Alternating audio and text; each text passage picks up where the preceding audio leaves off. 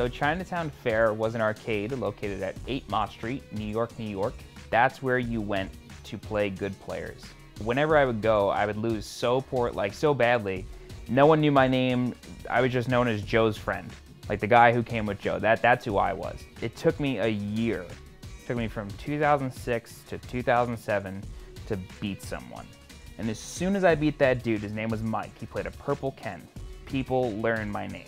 When you're trying to be a good, the best Street Fighter player you can be, for people at the best arcade on your coast to know your name, it's huge. If Chinatown Fair was a cologne, I would wear it.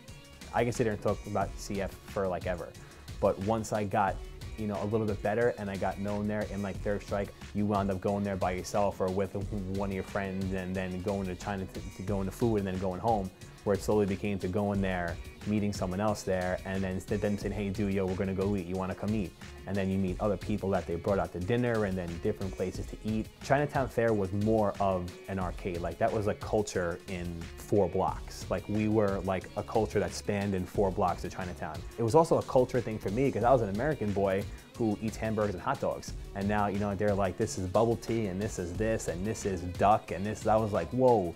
You get to meet all these cool people from like places and ways of life and things that are just totally different from you. And so they had literally different ways of playing based on, their own local scene and the way that they chose to approach the game. I think that mostly lends itself to the fact that fighting games are awesome.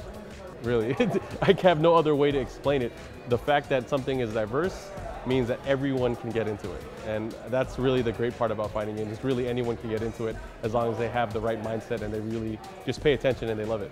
The kind of democratic and open entry nature of our tournaments comes from that arcade culture, right? Because all you have to do to start playing is to walk up, put up a quarter, and wait your turn, right? It was a beautiful thing. And it was the strength of those bonds, I think, that inspired the fighting game community to be one of the very first to sort of go online, at least in terms of finding other players. It was because they were so compelled by the experience they had in their local arcades that realizing that same kind of experience was happening in other little clusters all over the world was like really cool, and you wanted to find a way to be a part of that and connect with more of those kind of pods.